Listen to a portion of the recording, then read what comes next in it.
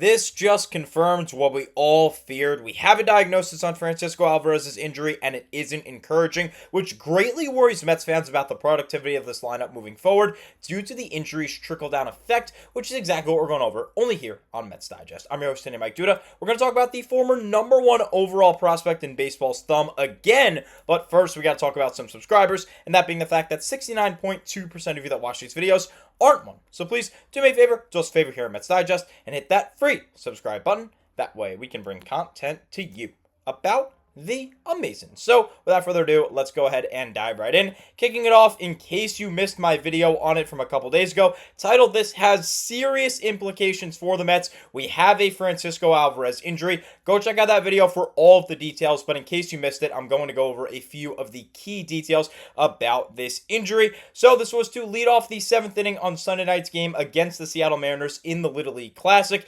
Alvarez, of course, goes for a double. He's trying to extend a single into a double, does so successfully, dives in safely, but he went head first and therefore jammed up his thumb. Now, he did stay in to run the bases. It was 10 total pitches, a 3-pitch Brett Beatty strikeout, 1-pitch Mark Vientos groundout, and a 6-pitch Cedric Mullins flyout. And then before the 8th inning started, before the top of the 8th, there was notification that a substitution came in. Luis Stearns replaced Francisco Alvarez, and unfortunately, this was not one of Carlos Mendoza's typical replacement for defense. Even though the Mets were up big, this was because Alvarez was in fact hurt. Now, there's a bit of a story that I go over in that video. Basically, Carlos Mendoza, after the game, the manager, the skip, he said that yes, it is concerning given Francisco Alvarez's injury history, which we'll get to in just a second, that it is a thumb injury. But he also tried to play it down by saying, oh, we had a conversation in the dugout, and Alvarez said, hey, let me go play catch, and I wanted to shut him down for it. Now, I said in that video that I agree with what Mendoza did based on that, and I still do. But I believe that that might have been a little bit of a cover-up now knowing the details and looking back on it. So let's go ahead and dive right into his injury history. Here it is. This is from April of 2024. He hurt his hand previously, and as you can tell from his transaction list throughout his career, he's been hurt on multiple occasions. Now a right thumb UCL sprain. We'll get into all the details in just a second. You go back to earlier this year when he missed a month due to a hamate fracture, which Google says is, quote, a carpal bone situated on the lower outside edge of the hand. It has a hook-shaped projection on the palmar side to which muscles of the little finger are attached. And of course, all the way at the bottom, April 20th of 2024, a left thumb sprain, which you see right here in this picture. So let's go ahead and focus on the most recent one, which was on the 19th,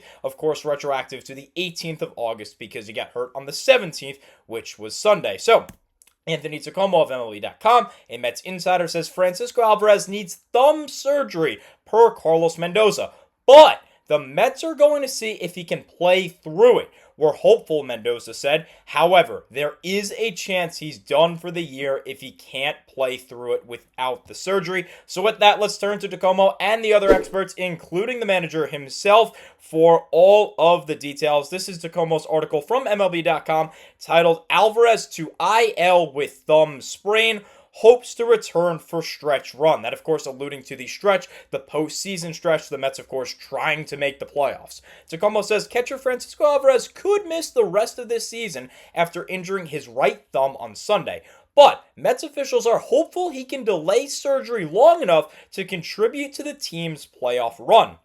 Alvarez, whom the Mets placed on the injured list Tuesday with an ulnar collateral ligament sprain in his right thumb, a UCL sprain in his right thumb, will refrain from baseball activities for 10 to 14 games. That is equal to 10 to 14 days because the Mets are playing 16 consecutive games on 16 consecutive days. So 10 to 14 days, they'll reevaluate.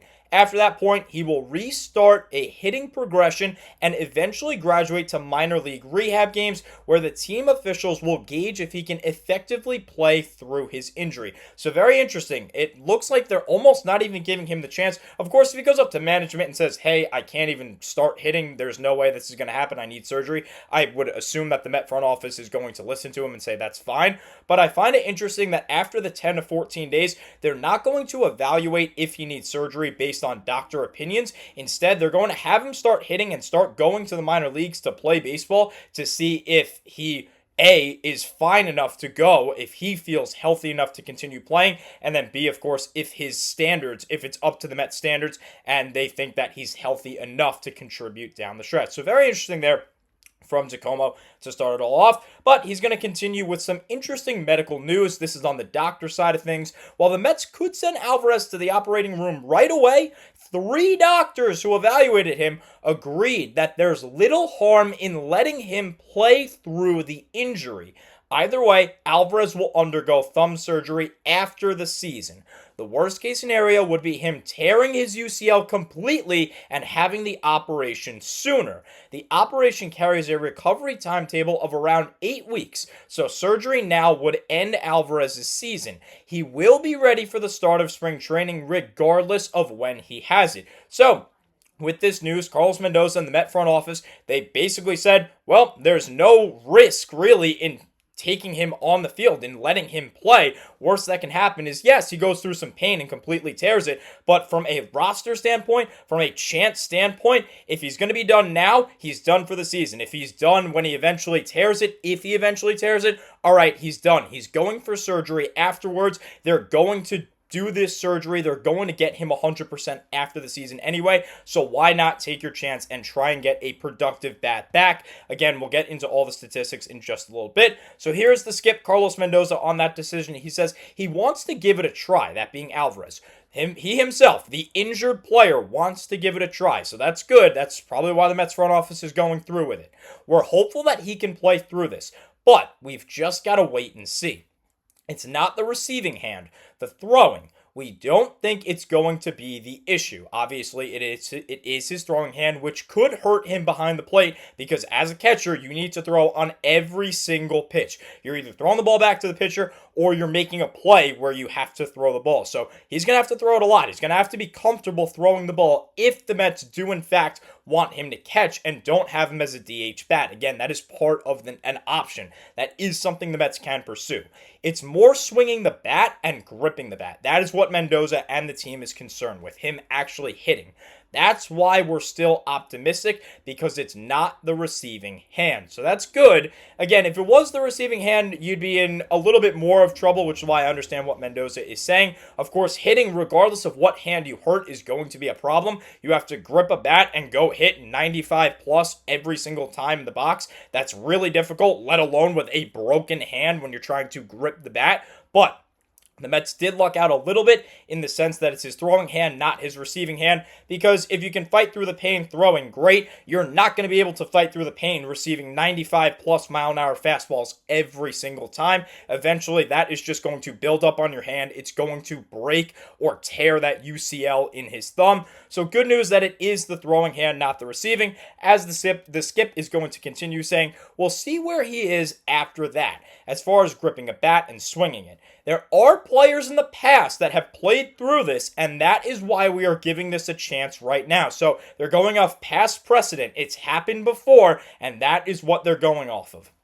We want to give it a try. Alvarez and the front office, everyone in the Mets, they want to give this a try.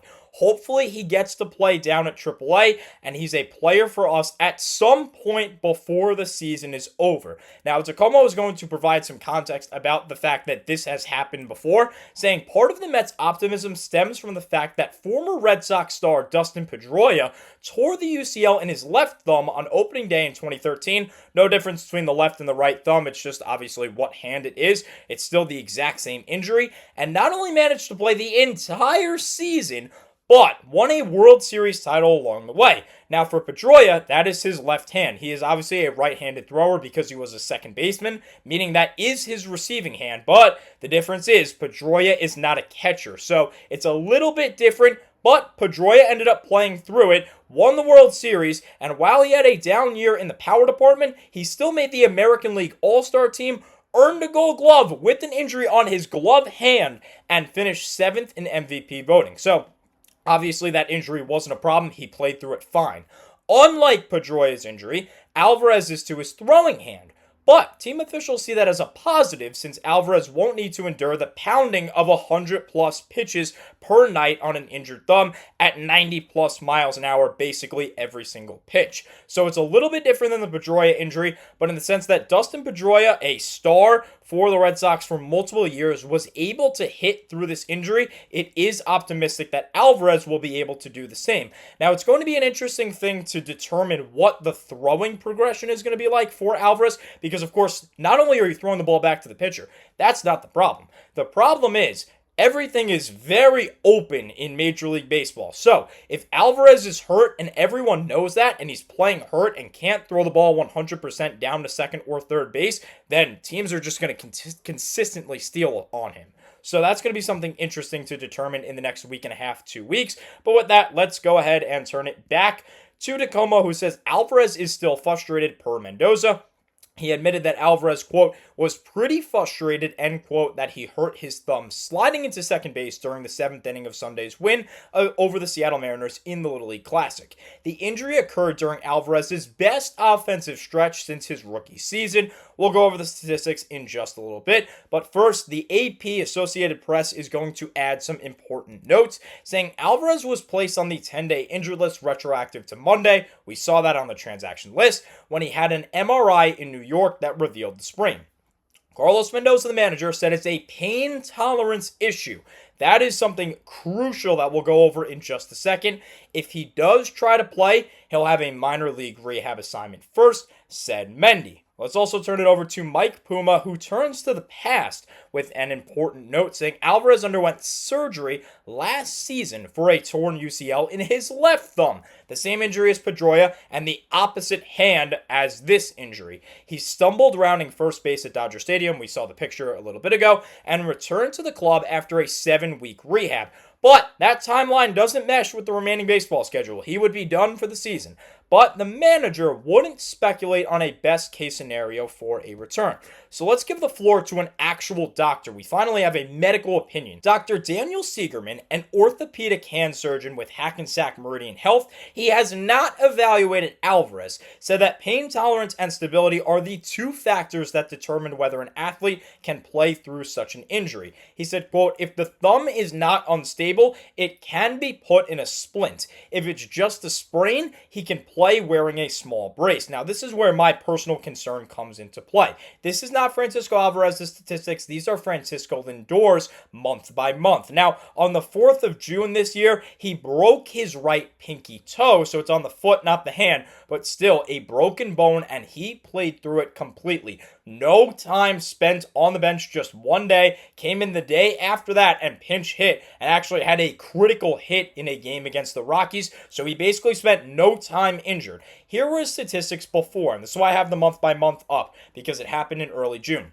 Before the broken toe, a 279 average, 353 OBP, 490 slug for an 843 OPS. Now, a simple Google search is going to tell you that a broken pinky toe takes about 4 to 6 weeks to heal, with a severe fracture taking a bit longer, more on the 8-week side of things. So what I'm going to do is put in the middle, I'd say that Lindor's specific injury takes a little bit more than 6 weeks because he's continuously playing through it instead of having it treated, but it wasn't a severe break. So let's say 7 weeks, give or take, maybe 8.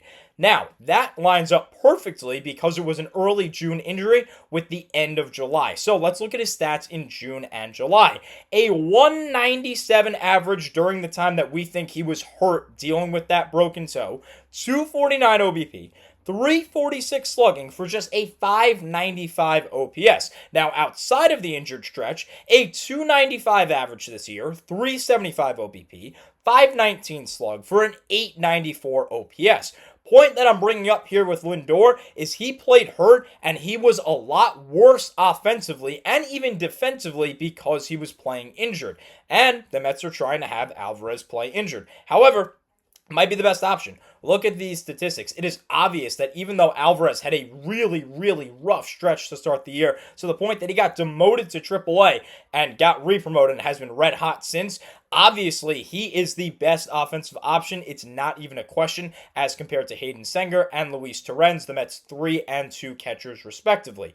Now, recent transactions are going to tell you exactly what you need to know. Francisco Alvarez, as we went over, is on the 10-day injured list, retroactive to the 19th. That is Monday, or the 18th, rather, with a right thumb UCL sprain. He will be reevaluated in 10 to 14 days to return to play. We talked about this. Kodai Senga, who we just went over here, he has been recalled from AAA to basically take that spot, and Paul Blackburn has been released. That's pretty irrelevant to what we're talking about today. Now, the thing with Luis Torrens as your everyday catcher, you're going to get great defense. He is a much better defender than Francisco Alvarez. Kodai Senga, I would argue, is possibly even a better defender as well compared to Alvarez. But you're going to lack offense, as you saw with the stats. Now, the advanced metrics actually tell you that Luis Torrens is a good hitter, and I agree in the sense that he hits the ball hard consistently, but it's usually just right at someone, which doesn't produce those stats, and therefore are significantly worse. So the question really is, what is going to be better for the Mets? And that is why they're evaluating Alvarez down in AAA. Is he going to be good enough at the plate to be better than Luis Torrens on a daily basis? Or should we just deal with Torrens' bat in the lineup every single day, slash Senga on every 5th day, and try and rely on the other 8 guys doing their job and producing the offense, with Torrens and Senga's spot being nearly an automatic out? So that is the question to go with moving forward. Of course, Alvarez has been scorching hot since his demotion from AAA. Went 3 for 4 with 2 runs scored and an RBI in that game that he got hurt. Went down to AAA at a 236 average, 319 OBP, 333 slug, 652 OPS, 3 homers, 11 RBIs, 10 runs. Got up to his current statistics of 265, 349, 438, 787, 7 homers and 24 RBIs and 24 runs scored, thanks to a 20 for 62, 323 batting average, 408 OBP, 645 slug, 1.053 OPS stretch with 4 home runs, 13 RBIs, and 8 runs since his demotion to AAA. So the question really is Alvarez going to be okay to play through the injury and delay surgery till after the season, or is he going to need to go on the operating table now? So go down there in the comment section. Let me know, based off this information, what do you think? Will we see Francisco Alvarez return here in 2025? Do you want to see him return if he might be a little bit worse than he was because he's playing injured? Let me know if that thing that I brought up with Francisco Lindor injury maybe stirs you away from possibly playing through the injury for Alvarez. Do you believe in Luis Torrens? Give me all your thoughts down below. Give me your reasonings. But unfortunately, that's all the time I have for you in this update video. Thank you so much always for watching, and let's go Mets.